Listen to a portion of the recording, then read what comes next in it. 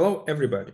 My name is Andrii Mironchenko. Welcome to my talk on Port-Hamiltonian systems with an interface. This is a joint work with Alexander Kilian, Bernhard Maschke, and Fabian Wirth. In this talk, I would like to show you how we can model couplings of systems described by conservation laws as a single Port-Hamiltonian system. We will analyze the well-posedness and exponential stability of such systems using the methods of semigroup theory, and also I will show you how the Hamiltonian, port variables, and interface conditions interplay to get the conditions for well-posedness and stability. Here you can see three papers which are related to this talk. In the first paper, we consider Port-Hamiltonian systems with a stationary interface and provides the characterizations of well-posedness and exponential stability. In this second paper, we give some ideas on how we can treat the systems with moving interface. And in this early paper, which is a motivation for our work, the authors have modeled the systems with a moving interface, but they have not analyzed well-posedness and stability of such systems. Okay, let us start with an example. Consider two coupled transmission lines. So the left transmission line and the right transmission line. The equations of motions for these transmission lines are given by telegrapher's equation. So for left one and for the right one. The state variables here are the charges and magnetic flux. C and L are respectively distributed capacities and inductances.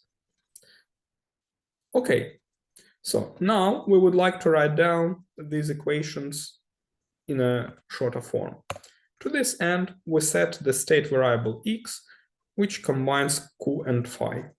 Now we can write down the electromagnetic energy of the left and right transmission line in this form. And these are our Hamiltonian functionals for left and right transmission line, respectively. Here, Q minus and Q plus is the operator, multiplication operator, which contains all the coefficients, well, physical coefficients of the system. We can also introduce the voltages and currents for our system in this form. Okay, till now, we have not considered the two transmission lines as a coupled system. Moreover, to make the system, well, to study well-posedness, we need to fully define the system. We need to specify the boundary conditions at A and B, and also the interface condition at 0, where our systems, well, connect to each other. What we will do, at 0, we will add the resistor with a certain resistance Ri, well, I stays for interface.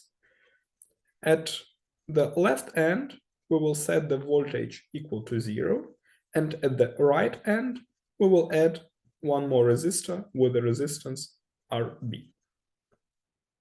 Our interface condition has to reflect that we will have the jump of the voltage at 0, but at the same time, the current will stay continuous. Now we can write down the telegrapher's equation for both transmission lines in the form of first-order hyperbolic systems. And we have such equations of motion where P1 is given by this matrix and Q minus and Q plus were defined previously. Note, however, that what we will do next, all our analysis and well-posedness and stability, it will apply not only to systems of with two transmission lines, but to any two systems of conservation laws which are connected by an interface, where Q minus and Q plus are pointwise symmetric matrix functions which satisfy this condition. Okay. Now we would like to write down the equations for both transmission lines, or let's say more generally for both systems of conservation laws as one system. To this end, we introduce this operator Q, which is equal to q minus if z is negative and equals to q plus if z is positive. We set as our state space X, but now it is L2 on AB, so on the whole spatial segment. And 0 is our interface position. In this state space, we introduce the inner product as weighted classical weighted L2 scalar product, where the weighted coefficient is precisely given by this matrix function Q. Okay, as is natural for Port-Hamiltonian systems, we are going to introduce, in addition to state variables, the so-called flow and effort variables. But for the systems without interface, we need only boundary flow and effort. But since we have also the interface, then we introduce also the interface flow and effort variables. So here the flow basically shows that we have continuity with respect to this second component of Qx, and effort shows that we have some jump with respect to first component. As we expect from Port-Hamiltonian systems, we would like to have some balance relation, and indeed we have it. If we have any classical solution for our system, then the derivative of a Hamiltonian, so basically the change of our energy, it occurs only either at the boundary of our domain or at the interface of our domain. Now, having defined the flow and effort variables, we can formulate boundary and interface conditions. Our boundary conditions will be defined in this form, where WB is real matrix of corresponding dimensions. And our interface condition, they show the relation between the interface flow and interface effort. And R is called interface constant. For our transmission line, the interface flow is the current through the interface. The interface effort is the difference of the voltages, and if R is equal to 0, then this means that our resistor has infinite resistance. Basically, we have the perfect isolation of both transmission lines. Okay, now I would like to write down all this system as a single equation. One of our aims is, first of all, to write down it as a Port-Hamiltonian system. But on the other hand, we would like to analyze well poses and stability, because what we have done till now was purely formal. Okay, now we define our operator D in such a way. So let's say he is the characteristic function of a set. So basically outside of the interface, our operator D is just minus spatial derivative. And its domain of definition, well, is as follows. So outside of the interface, it must be H1 function in a classical Sobolev space. And to specify what happens at the interface, we require the continuity. And now if we look at all that, then this means that actually our domain of definition is H1 from A to B. We can compute the formal adjoint of this operator D, and it is given by this expression. So it's like skew adjoint up to this additional term due to which happens at the interface. Okay, we continue with modeling. Now we define the operator I, and it is given as such an operator with the corresponding domain of definition, quite natural. And now finally we introduce the operator AQ, which is our Port-Hamiltonian operator, which is just J of Qx. And its domain of definition, well, are all x such that Qx in the domain of J, which is clear. But in addition, we add here the interface conditions and boundary conditions. And now we can write down all our Port-Hamiltonian system together with boundary and interface conditions as one single evolution equations in a Banach space, or actually in a Hilbert space X. But now the question is whether this system is well posed. And this is what we would like to investigate next. And here is our result. If we have our Port-Hamiltonian operator AQ and our boundary conditions, well, given by this matrix WB, well, which has full rank, then the following assertions are equivalent. Port-Hamiltonian operator generates a contraction semigroup on X if and only if the Port-Hamiltonian operator is dissipative and if and only if these two conditions hold. Note that by Luma-Phillips theorem, in a general Hilbert space, this operator generates a contraction semigroup if it is dissipative, and in addition, a Q minus identity is a surjective operator. So basically, this theorem tells that this AQ minus I will be always surjective. But in addition, the dissipativity can be characterized by these two simple conditions, which can be checked in practice. Well, this is about well-posedness. Now we would like to analyze the stability as well. And here is our result.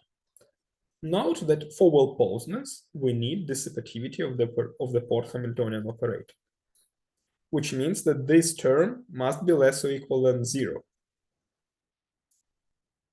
However, if we would like to have the exponential stability, then we need more dissipation.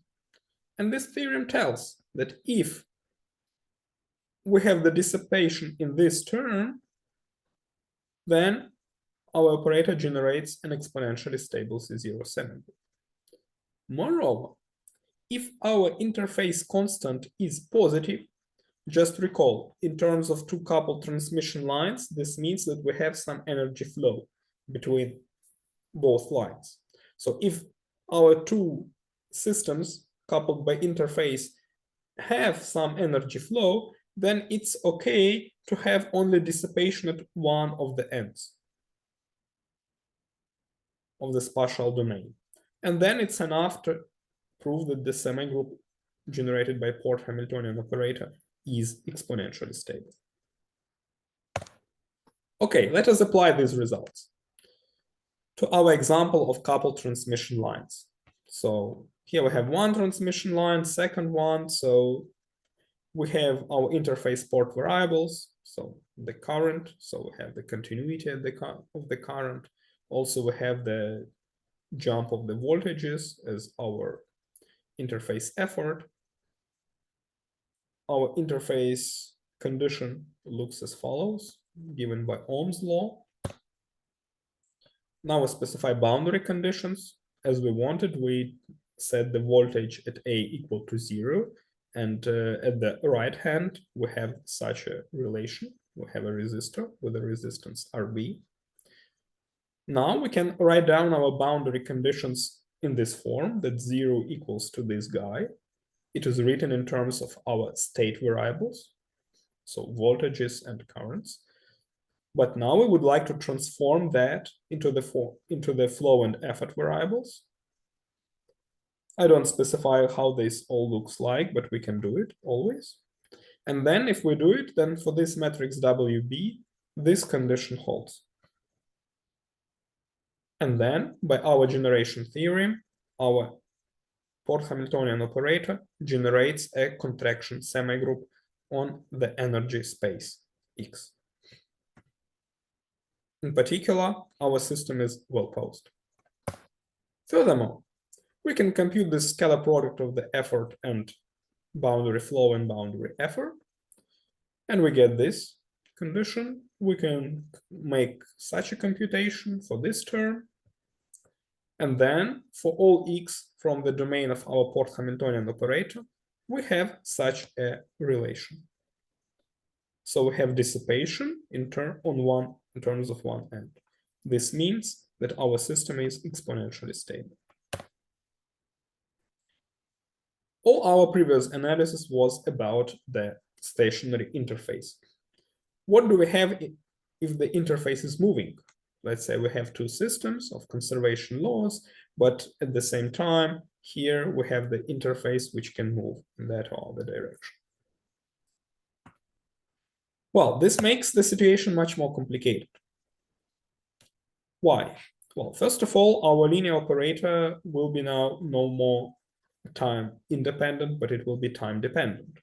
And hence, we don't have to apply the methods of C0 semigroups, but the theory of evolution operators. And this is much more complex because, for example, for C0 semigroups, we have the criteria like Hille-Yoshida theorem, Luma-Phillips theorem, which fully characterize when the system is well posed or generates a contraction semigroup. But we don't have such theorems for case of time varying operators. But it's actually even worse. If we now take and look how our domain of the Port-Hamiltonian operator looked like, and that was this, then what do we see? Well, with boundary conditions, there are no problems. Our boundaries are not moving, only interface is moving. But here, we will see that our domain also depends on time. So not only the operator, but also its domain depends on time. And furthermore, if we take the intersection of all the operators, well, let's say of the family of our Port-Hamiltonian operators, then we will see that it does not contain, in general, a dense subspace. And the problem is that for many sufficient conditions for well-posedness and stability, this is one of the requirements. E.g., for example, if we look in the book of Paisley. Well, so these are the complexities. So what we could do, however, well, we could formulate a model. So we could write down how we can model everything in Port-Hamiltonian fashion. And also we were able to prove the sufficient conditions for so-called cutoff stability for our family of Port-Hamiltonian operators, which is a necessary condition for well-posedness. Okay, so now we come to conclusions. So what we have produced, we have shown how one can formulate the couplings of two systems of conservation laws as a single Port-Hamiltonian system. For fixed interfaces, the theory works very well in the framework of strongly continuous semigroups. We have the criterion for well-posedness, which is easy to check. Also, we have the conditions for exponential stability, which can be applied in practice. But for moving interfaces, there are still problems in defining the evolution family, in analysis of the well-posedness, etc. But we could, at the very least, show the cutoff stability of the family of corresponding Port-Hamiltonian operators. Here you can see the references. Here we give full solution for the problem with stationary interface. Here we treat the moving interfaces, and this is an early paper on the modeling without stability and well-posedness analysis, which motivated us for this work. Thanks a lot for your attention and looking forward to your questions.